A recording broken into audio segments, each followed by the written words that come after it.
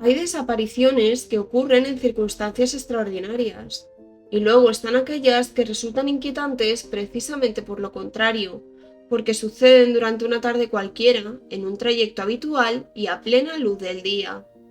El 2 de diciembre de 2013, Malén Zoe Ortiz, una adolescente de 15 años, salió del instituto como había hecho tantas otras veces.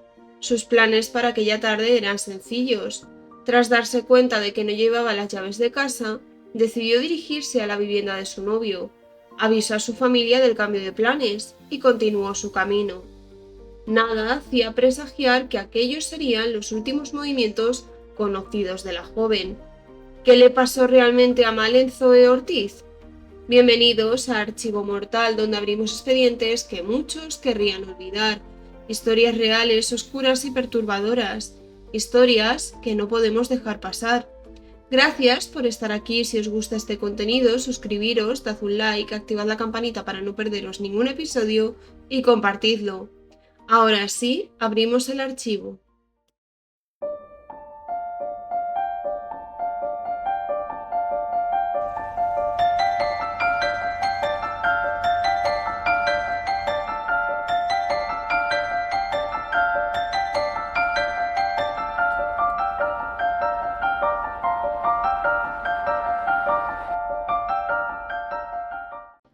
Malén Zoe Ortiz nació el 28 de octubre de 1998 en Mendoza, Argentina, pero con tan solo 3 años sus padres, Alejandro Ortiz y Natalia Rodríguez, decidieron mudarse para residir en España, estableciéndose en la isla de Mallorca. Poco después nacería Bruno, su hermano menor. La vida de Malén parecía totalmente normal, típica de un adolescente. Acudía al instituto, tenía amigos y mantenía una relación sentimental con un joven llamado Dani. Sus padres se habían separado en 2007. Tras la ruptura, en un primer momento, la custodia quedó bajo su madre, pero durante ese periodo, la dinámica familiar fue deteriorándose de manera progresiva hasta llegar a un punto crítico a finales de 2011. En la noche de Año Nuevo, los hermanos fueron expulsados del domicilio materno en mitad de una situación tensa y confusa. El episodio derivó en un conflicto legal entre los progenitores tras una denuncia presentada contra Alejandro. Los hechos fueron esclarecidos ante un juez y la custodia de los menores finalmente se le otorgó al padre. Desde ese momento, Malén y su hermano pasaron a vivir con su padre, y la relación con Natalia prácticamente quedó rota durante un largo periodo de tiempo. La convivencia no fue sencilla. Según testimonios conocidos posteriormente, el ambiente estaba marcado por tensiones y una relación distante entre padre e hija. La comunicación entre los padres era prácticamente inexistente y entre ambos había hostilidad. Quienes conocían a Malén la describen como una adolescente reservada, que intentaba adaptarse a una realidad familiar compleja. No era para nada una joven problemática, ni mostraba conductas que hicieran pensar en una huida voluntaria. Mantenía una vida rutinaria asistiendo a clases y manteniendo relación con su círculo cercano. El entorno se dio cuenta de que la joven empezaba a tener malestar emocional a través de redes sociales y mensajes privados. Malén afirmaba sentirse incómoda en casa, incomprendida y estar sometida a una constante presión. Relataba frecuentes discusiones y una convivencia que describía como difícil, aunque estas afirmaciones no trascendieron de manera inmediata al ámbito institucional. A pesar de este contexto, Malén continuaba con su rutina, y como hemos mencionado, de cara al exterior su vida parecía estable. Importante mencionar que los días previos a su desaparición no se detectaron señales de una huida voluntaria, no hubo despedidas, ni mensajes de ruptura, ni indicios claros de que tuviese intención de marcharse. Este contexto familiar tenso y sostenido en el tiempo se volvería más adelante en uno de los ejes centrales de la investigación. Sin embargo, en ese momento nadie imaginaba lo que estaría a punto de suceder. Nos trasladamos de este modo al 2 de diciembre de 2013, cuando Malén salió del instituto a la hora habitual, sobre las 3 de la tarde. La jornada transcurrió con normalidad y no mostró signos de nerviosismo ni comportamientos fuera de lo común. Minutos después, el autobús escolar la dejó cerca de su casa. Desde ese punto el trayecto hasta su casa era corto y muy conocido para la joven. Sin embargo, al llegar se dio cuenta de que había olvidado las llaves y no había nadie en casa que pudiera abrirle la puerta. Ante esta situación decidió buscar una alternativa. Sobre las 3:10 de la tarde llamó a su novio Dani preguntándole si podía ir a su casa a comer. El joven le dijo que sí, así que Malén intentó localizar a su padre, pero no dio con él. Minutos más tarde, sobre las 3:30, Malén consiguió hablar con la secretaria del trabajo de su padre. Le pidió que le transmitiera el mensaje. Había olvidado las llaves e iba a comer a casa de su novio. Tras esta llamada, la joven emprendió camino hacia la casa del joven. A las 4:45 se registró la última señal del móvil de Malén. Después se apagó para siempre. La chica jamás llegó a casa de Dani. No volvió a comunicarse con nadie. Un trayecto de unos 500 metros, recorrido en numerosas ocasiones, se convirtió en el foco de investigación posterior, ya que fue suficiente para que Malén desapareciese para siempre. Esa misma noche, su padre, al no localizar a su hija, denunció oficialmente su desaparición. A partir de ese momento se activaron los protocolos de búsqueda y se dio aviso a la Guardia Civil. Sin embargo, en un primer momento pensaron que Malén podría haberse marchado por voluntad propia, y no se pensó en una marcha forzosa. Durante los primeros días se enfocaron en comprobar el entorno más cercano de la joven, amistades, compañeros del instituto. No se encontraron señales de alarma inmediatas ni testigos que afirmaran haber visto algo extraño en el trayecto que debería haber recorrido para ir a casa de su novio. La hipótesis de la fuga voluntaria comenzó a ganar peso cuando los investigadores analizaron la actividad del adolescente en redes sociales, como hemos mencionado, por la convivencia complicada y las discusiones constantes en casa. En algunos mensajes afirmaba haber sufrido malos tratos en el ámbito privado. Aún así, había elementos que no terminaban de encajar, y es que Malén no se había llevado ropa, objetos personales ni dinero. Tampoco se había despedido de nadie. Recordemos una cosa, Malén tenía 15 años. Con el paso de los días, la preocupación fue creciendo, especialmente entre las personas que conocían bien a Malén. La ausencia de pistas comenzaba a convertir una desaparición aparentemente sencilla en un caso cada vez más inquietante. Se llegó a considerar que su propia madre pudiera estar implicada en esa supuesta fuga voluntaria, pero rápidamente lo descartaron al corroborar que Natalia estaba fuera del país cuando Malén desapareció. A medida que avanzaban los días, la teoría de la fuga voluntaria empezaba a perder peso. No existían indicios claros de planificación. Además, su comportamiento el mismo día de su desaparición, como ya hemos comentado, fue completamente normal. Se comprobó que había buscado por su propia cuenta ayuda psicológica y tenía una cita programada para el día siguiente, un dato que no encajaba con la teoría de una fuga voluntaria. Una pregunta empezó a surgir entonces. ¿Qué pasó en aquellos escasos 500 metros donde se perdió el rastro de Malén? La investigación entonces se orientó a un escenario mucho más grave. Centraron la atención en los últimos minutos en los que Malén dio señales de vida y el trayecto que había tenido que recorrer. Las cámaras de seguridad de la zona se convirtieron en una pieza clave. En una de ellas se veía a Malén caminando con normalidad en dirección a la casa de su novio. No parecía nerviosa, no iba hablando por teléfono, ni tampoco parecía que estuviera siendo perseguida. Sin embargo, en la siguiente cámara, situada a apenas 500 metros, ya no hay rastro de la joven. Ese punto concreto marcó lo que los investigadores denominaron como la zona cero de la desaparición. No se captó ninguna escena de forcejeo ni ningún vehículo sospechoso. Absolutamente nada. Empezó a ganar peso la idea de que alguien hubiese sido el responsable de la desaparición de la joven en ese breve recorrido. Sin embargo, este cambio de hipótesis, según la familia, llegó tarde.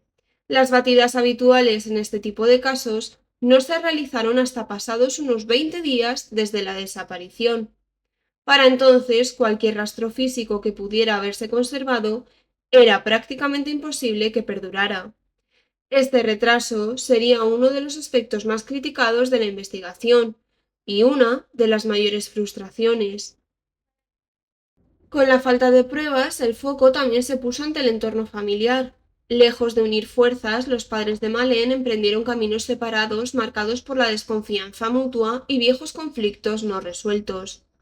Por un lado, Alejandro defendía la idea de que su hija podría haberse marchado influenciada por el malestar emocional que arrastraba desde hacía tiempo. Por el otro, Natalia sostenía que la joven no se habría ido voluntariamente y que algo grave podría haberle ocurrido en ese trayecto. La relación entre ambos era tan tensa que resultó imposible coordinar una búsqueda conjunta. Las acusaciones empezaron a cruzarse públicamente. Desde el entorno paterno se señalaba que durante el tiempo que la madre tuvo la custodia, la situación había sido caótica y con importantes carencias. En cambio, desde el entorno materno se insistía en que el entorno en casa del padre era psicológicamente dañino y que Malén no lo soportaba. En medio de este enfrentamiento, ambos padres grabaron mensajes dirigidos directamente a su hija, rogándole que regresara a casa. En ellos intentaban transmitir calma, asegurando que todo se podía solucionar hablando y recordándole que su familia y amigos estaban muy preocupados por ella. Esto reforzó públicamente durante un tiempo la posibilidad de una desaparición voluntaria. Sin embargo, al no tener noticias del adolescente, en las siguientes semanas, el tono de los mensajes fue cambiando. La esperanza inicial fue transformándose en angustia y frustración. Mientras tanto, la investigación seguía estancada. Ante la falta de avances y la sensación de que la investigación se estaba estancando, Alejandro decidió explorar vías alternativas por su cuenta. En este contexto aparecería una figura polémica que acabaría generando aún más controversia alrededor del caso: Francisco Tomás Fernández Cortés, conocido públicamente como el ICO. Este hombre es conocido por su vinculación con el narcotráfico. El ICO se ofreció a colaborar en la búsqueda de Malén y anunció públicamente una recompensa económica de 3.500 euros para cualquier persona que aportara una pista fiable que condujera al paradero del adolescente. Esto tuvo una gran repercusión mediática. Durante un tiempo, la recompensa generó expectativas y generó esperanzas de que alguien pudiera aportar información clave. Sin embargo, ninguna de las supuestas pistas recibidas pudo ser útil. Con el paso del tiempo, la relación entre el padre de Malén y el ICO se deterioró, y este último empezó a lanzar declaraciones públicas muy críticas, indicando que el comportamiento de Alejandro no le parecía el de una persona desesperada por encontrar a su hija. Incluso aseguró que en mitad de las búsquedas Alejandro le había propuesto iniciar un negocio de asadores argentinos en la isla. Estas declaraciones generaron un nuevo foco de tensión mediática, aunque no aportaron pruebas concretas ni derivaron en actuaciones judiciales. Desde el punto de vista legal, nada de lo dicho por el ICO permitía establecer responsabilidades ni vínculos directos con la desaparición de Malén. Finalmente, la vía de la recompensa se cerró sin resultados. Lejos de acercar respuestas, este episodio generó más ruido y sospechas cruzadas y una mayor sensación de caos en torno a un caso que, recordemos, seguía sin una sola pista sólida. Con el paso de los meses y sin avances, la investigación comenzó a explorar distintas líneas que una tras otra terminó cerrándose sin resultados concluyentes. Cada pista nueva parecía abrir una pequeña esperanza, pero pronto se desvanecía. Una de estas líneas surgió a raíz del análisis en profundidad de las redes de Malén. Los investigadores detectaron la existencia de dos personas con las que la joven mantenía conversaciones habituales, pero que no formaban parte de su círculo cercano. Estos contactos despertaron el interés de los investigadores, al ver que parecía que Malén confiaba en ellos, más de lo esperado. Ambas personas fueron localizadas e interrogadas, pero tras revisar el contenido de las conversaciones y sus coartadas, fueron descartados como posibles sospechosos en la desaparición de la joven. Llevaban días sin tener contacto con la adolescente, y no había ningún indicio para que los situara cerca de la zona donde desapareció. Poco después, otra situación volvió a sacudir el caso. Se detectó actividad en la cuenta de Facebook de Malén, cuando ella ya llevaba semanas desaparecida. Desde el perfil se aceptaban solicitudes de amistad, se revisaban fotografías y se hacían pequeñas interacciones que hicieron pensar por un momento que era la propia Malén, que estaba escondida en algún lugar. Se rastreó el origen de estos accesos y descubrieron que se trataba de una amiga del adolescente que con la contraseña había accedido sin autorización. Según declaró, lo hizo con la intención de mantener activa la búsqueda. No se presentaron cargos contra ella, pero como medida preventiva las redes sociales de Malén fueron cerradas y bloqueadas para el público. Las primeras sospechas se dirigieron hacia un vecino al que conocían como el loco, José Ruiz, y que en ese momento tenía 65 años. Era un hombre con alguna enfermedad mental que había acosado a una niña de 8 años en la zona y había abordado a otras dos chicas de 17 años para que entraran en su casa y hacerles fotos como modelos. Cuando la Guardia Civil va a verle, lo primero que dice al abrir la puerta es: ¿Sois los de la Guardia Civil? Tenía que llamaros hoy. Yo no tengo nada que ver con la niña. Yo lo único que tengo es un proyecto de un pase de modelos en la calle con niñas jóvenes con patines. Lo interrogaron y registraron su vivienda, pero no localizaron ninguna prueba que lo vinculara con la desaparición de Malén. Años después, el hombre confesó durante su estancia en un hospital que Malén estaba enterrada en su finca. La Guardia Civil excavó, pero sin éxito. El loco padecía un trastorno psiquiátrico grave, por lo que los investigadores no sabían si lo que estaba diciendo era verdad o su confesión fue fruto de un delirio. Después de aquello hubo otros sospechosos, pero sin éxito. Cuando el caso parecía estancado, otro episodio ajeno a la investigación volvió a sacudir el interés público y mediático. En agosto de 2015, casi 2 años después de la desaparición, ocurrió un hecho que dio pie a una de las hipótesis más inquietantes del caso. Un empresario italiano llamado Max Rossi envió a su madre un mensaje alarmante. En él hacía referencia directa a la desaparición de una joven en Magaluf y mencionaba la posible existencia de una secta satánica en Mallorca. El mensaje concluía con una frase perturbadora: si moría, su madre sabría por qué. Pocos días después, el hombre fue hallado muerto en el interior de su automóvil. El coche había sido incendiado y el cuerpo presentaba una herida de arma blanca en el pecho. A pesar de lo extraño de las circunstancias, las autoridades calificaron su muerte como algo voluntario y cerraron la investigación sin vincularla oficialmente con la desaparición de Malén. Suena extraño pensar que te hieres con un arma blanca y luego prendes fuego a tu mismo vehículo para quitarte la vida, ¿no? La madre de Max Rossi no aceptó esta conclusión y en octubre de ese mismo año hizo público el mensaje recibido por su propio hijo antes de morir en un programa de televisión italiano, asegurando que él no tenía motivos para quitarse la vida y que estaba convencida de saber lo que había ocurrido con Malén. Según el testimonio de esta mujer, Rossi le había dicho el paradero exacto del cuerpo de la menor. Estas declaraciones reactivaron una nueva hipótesis: la posible implicación de sectas o rituales en la isla. Natalia pidió públicamente que se investigara esta teoría. Sin embargo, las autoridades descartaron investigar esta vía. No existían pruebas que conectaran la desaparición de Malén con sectas o rituales satánicos, ni con la muerte de Max Rossi. Para la investigación oficial, se trataba de una hipótesis sin una base sólida. Las actuaciones policiales han continuado de manera intermitente a lo largo de los años, todo sin llegar a una conclusión clara. En 2023 se llevaron a cabo rastreos en fincas y terrenos cercanos al lugar donde desapareció el adolescente, sin hallar indicios de absolutamente nada. En septiembre de 2025 la investigación cobró nuevamente cierto impulso tras el interrogatorio de un joven que afirmó conocer dónde se encontraba el cuerpo de Malén. No obstante, este testigo reconoció más tarde que estaba bajo los efectos del alcohol y drogas y sus declaraciones no eran fiables, por lo que esta línea tampoco aportó nada nuevo al caso. La Guardia Civil siempre ha indicado que se investiga cada pista fiable, aunque muchas informaciones han resultado ser falsas o no vinculadas directamente con la desaparición. Cada 2 de diciembre, familiares, amigos y asociaciones como SOS Desaparecidos organizan vigilias y actos conmemorativos para mantener viva la memoria de la joven y reclamar que el caso no se archive. Han pasado años desde aquella tarde de diciembre y el nombre de Malén Zoe Ortiz continúa formando parte de la larga lista de desapariciones que siguen esperando respuestas.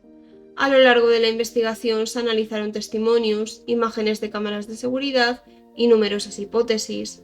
Algunas parecían prometedoras, otras terminaron perdiendo fuerza con el paso del tiempo. Sin embargo, ninguna ha logrado explicar de forma definitiva qué ocurrió entre el momento en que Malén fue vista por última vez y el instante en que su rastro se desvaneció. Quizá lo más perturbador de este caso sea su aparente normalidad. No hablamos de un lugar aislado ni de una situación excepcional. Hablamos de un adolescente que recorría una ruta conocida durante una tarde corriente, en una zona por la que transitaban otras personas, y aún así desapareció. Mientras no existan respuestas concluyentes, el caso de Malén seguirá siendo una herida abierta para su familia y uno de los grandes misterios criminales de nuestro país, porque detrás de cada expediente, cada fotografía y cada titular hay una vida interrumpida y unos seres queridos que continúan esperando. Y hasta que la verdad salga a la luz, la historia de Malén Zoe Ortiz seguirá siendo una pregunta sin respuesta. Si este caso te ha impactado, te invito a seguir el canal, compartir este episodio y dejar tu opinión, siempre desde el respeto, por supuesto. Me ayuda muchísimo a seguir investigando y dándole voz a otras historias. Nos escuchamos muy pronto con el siguiente caso.